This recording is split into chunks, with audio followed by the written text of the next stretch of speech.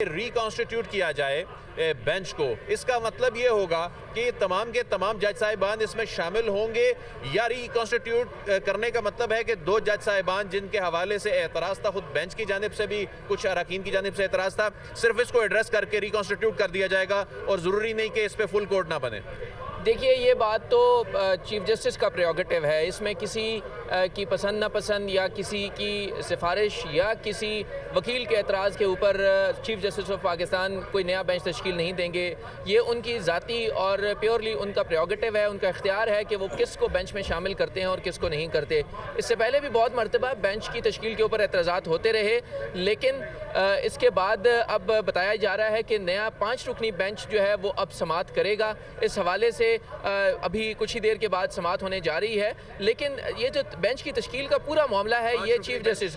5 रुकनी bench जो है वो अब से कुछ देर के बाद समाअत करने जा रहा है। इसी केस के लिए ये बताया गया है कि अब बेंच जो है वो तश्कील दे दिया गया है, 5 रुकनी बेंच है और वो इस केस की समाअत करेगा। अरकान के हवाले से भी तफसीलात आना बाकी है। जी, अरकान के हवाले से भी तफसीलात आना बाकी हैं, क्योंकि अभी तहरीरी जो हुक्मनामा जारी किया गया था उसमें ये कहा गया था कि मामला चीफ जस्टिस को भेजा गया। अब बताया गया है कि चीफ जस्टिस ऑफ पाकिस्तान ने जो नया बेंच तश्कील दे दिया है उसमें जिन जजेस साहिबान को शामिल किया गया है उसमें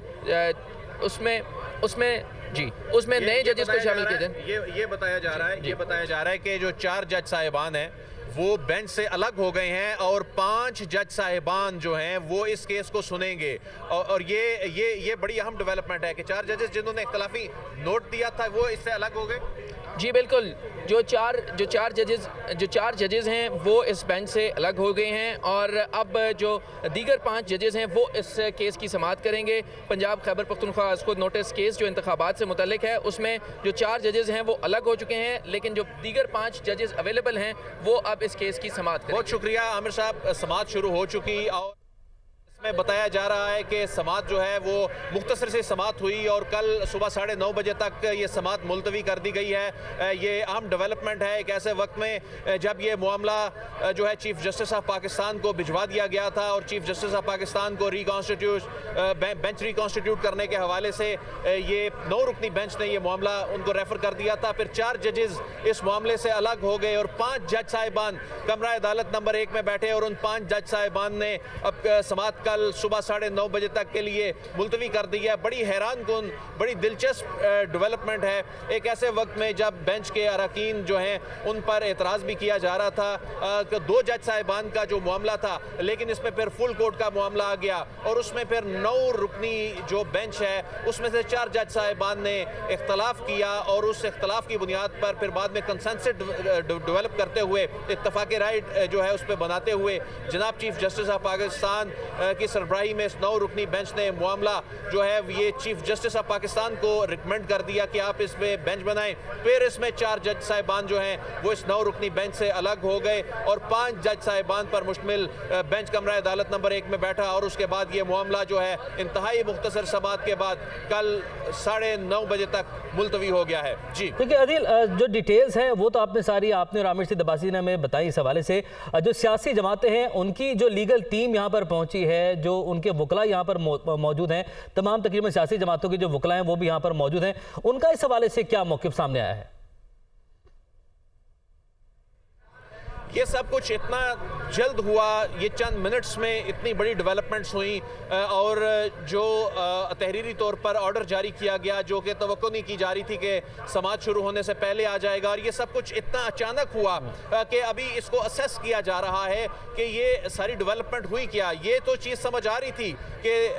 ये सारा मामला ताख़ीर का शिकार क्यों हो रहा है। उसमें मोअज़्ज़ज़ जज साहिबान अपने चैम्बर में मौजूद थे, इस पर डिस्कशंस हुई। जस्टिस जमाल खान मंदुखेल का जो नोट था वो उन्होंने पहली समाअत पे ही अगरचे चीफ जस्टिस ऑफ पाकिस्तान को भिजवा दिया था, लेकिन उसके तहरीरी हुक्मनामे पे अगली समाअत पे मालूम हुआ कि अभी दस्तखत नहीं हुए और जब दूसरी समाअत भी हो गई जुमे के रोज़ तो उसके बाद से इंतज़ार किया जा रहा था कि तहरीरी हुक्मनामा दोनों समाअतों का अभी तक क्यों नहीं आया। तो वो तहरीरी हुक्मनामा अब तीसरी समाअत से पहले जब अचानक से आया है तो ऐसे में ये सब के लिए सरप्राइज़ था। कमरा अदालत में बैठे जो अफराद थे उनके लिए अचानक ये तहरीरी हुक्मनामा जब आए आया तो ऐसी हैपनिंग हो गई, ऐसी डेवलपमेंट हुई कि उसमें ना सिर्फ वो नया बेंच तश्कील करने के हवाले से कह दिया गया, फिर अचानक अदालत आई और उसमें 5 जज साहिबान बैठे, 4 जज साहिबान ने खुद को अलग कर लिया। उसके बाद फिर यह इंतहाई मुख्तसर समाअत हुई और ये मुख्तसर समाअत जो है ये कल तक के लिए मुलतवी हो गई। इसमें अभी ये चीज़ें तय होना बाकी हैं कि इसमें कौन से जज साहिबान इस केस को सुनेंगे, यानी जब ये मुस्तकिल बेंच बनेगा। अभी ये भी इस बात को देखा जा रहा है, अभी जो कि ऑर्डर जारी किया गया है कि क्योंकि उसमें तो रिकॉन्स्टिट्यूशन ऑफ बेंच का था, तो क्या जो 9 रुकनी बेंच था उसके बाद से ये सिर्फ 5 रुकनी रह गया है। 4 जज साहिबान ने खुद को इससे अलग कर लिया, वो क्यों अलग किया इसकी तफसीलात आना भी अभी बाकी हैं। जब ये तफसीलात सामने आएंगी तो उसके बाद ये जो फ्रीकैन है, सियासी जमातों के जो वकला हैं, जो अहम फ्रीकैन है, हुकूमत की जो वकला हैं, उनकी जानिब से भी इस पर फिर रद्द अमल आएगा कि इस हवाले से उनकी हिकमत अमली क्या है। क्योंकि ये केस अभी तक तो सिर्फ एक ही नुक्ते के गिर्द घूम रहा था कि इसको कितने जज साहिबान ने सुनना है, इसको लार्जर बेंच ने सुनना है या फुल कोर्ट ने सुनना है, या इसको 13 रुकनी बेंच ने सुनना है, या इसको यानी वो जो 3 सवालात थे वो 3 सवालात अभी भी वहीं पर मौजूद हैं। अभी कल की जो समाअत होनी है कल भी यहीं से आगाज होगा कि आया कि फुल कोर्ट जो है वो बेंच इसको सुनेगा या कितने जजेस पर मुश्तमिल जो है वो बेंच होगा वो इस पर समाअत करेगा। अभी तो इस पे ये तय होना बाकी है कि इसको कितने जज साहिबान ने सुनना है। उसकी रीज़न ये है कि इसमें ये कहा जा रहा था कि इस मामले पे फुल कोर्ट बनाया जाए। हुकूमत की जानिब से कहा जा रहा था, हुकूमत की दरख्वास्त है, उस दरख्वास्त की फेट क्या होगी ये डिसाइड होना अभी बाकी है। वो 3 सवालात तो कहीं गुम हो गए, कहीं खो गए। उन 3 सवालात के हवाले से तो मामला बहुत आगे चला गया। अभी तो एक नई बहस शुरू हो गई, एक नई कंट्रोवर्सी पैदा हो गई, एक नई बहस ने जन्म ले लिया, एक नई बहस ने जन्म ले लिया है। अदील, आप हमारे साथ ही मौजूद रहिएगा। सुप्रीम कोर्ट के 4 जजेस ने अपनी राय पेश कर दी है और सुप्रीम कोर्ट के 4 जजेस ने नए बेंच की तश्कील की राय दी है। सुप्रीम कोर्ट में इंतखाबात के हवाले से आज खुद नोटिस केस, और आपको बताएं कि सूबों के इलेक्शन केस की समाअत करने का सुप्रीम कोर्ट का बेंच टूट गया है और बेंच की दोबारा तश्कील का मामला चीफ जस्टिस को भेज दिया गया है। जस्टिस मंसूर अली शाह, जस्टिस अतर मिनल्ला, जस्टिस जमाल खान मंदखेल और जस्टिस याहिया आफरीदी इसमें शामिल हैं। आपको बताएं कि सुप्रीम कोर्ट के 4 जजेस ने नए बेंच की तश्कील की राय दे दी है। अपडेट आप तक पहुंचा रहे, सुप्रीम कोर्ट के 4 जजेस ने नए बेंच की तश्कील की राय दी है और जस्टिस मंसूर अली शाह, जस्टिस अतर मिनल्ला, जस्टिस जमाल खान मंदखेल और जस्टिस याहिया आफरीदी शामिल हैं, जिनकी जानिब से ये राय दी गई है और बेंच की दोबारा तश्कील का मामला चीफ जस्टिस को भेज दिया गया है। 4 मौज़े जज साहिबान की जानिब से राय दे दी गई है और 4 जजेस ने नए बेंच की तश्कील की राय दी है। सुप्रीम कोर्ट में इंतखाबात के हवाले से आज खुद नोटिस केस और आज इसकी समाअत का तीसरी समाअत थी, तीसरा रोज़ था और 11 बजे का वक्त दिया गया। समाअत ताखीर का शिकार हुई और उसके बाद सुप्रीम कोर्ट के 4 मौज़े जज साहिबान की जानिब से नए बेंच की तश्कील की राय जो है वो राय दी गई है और अदालत का बाकी मामला है कि मुकदमात को सुनना है। आइन का कहता है इसका दारोमदार जो है इस हवाले से आज के जो है रिमार्क्स भी दिए गए हैं। अदील बड़ाइच हमारे साथ मौजूद हैं, हमें अपडेट कर रहे हैं मुसलसल इस सूरत हाल के बारे में। अदील, जस्टिस याहिया आफरीदी की जानिब से भी रिमार्क्स दिए गए कि ये जो सुप्रीम कोर्ट की जो राय है वो असरअंदाज हो सकती है पेशावर हाई कोर्ट और लाहौर हाई कोर्ट में जो मुकदमात में इस दोनों मुकदमात है पंजाब और खैबर पख्तूनख्वा के इंतखाबात पर, तो उस पर असरअंदाज हो सकते हैं वहाँ के फैसले पर। देखिए, मैं आपको इस वक्त ताज़ा तरीन डेवलपमेंट से आगाह भी करूं कि इससे पहले जनाब चीफ जस्टिस ऑफ पाकिस्तान की जानिब से जो कहा गया था कि कल 9:30 बजे हम ये समाअत शुरू करके इस मामले को कंक्लूड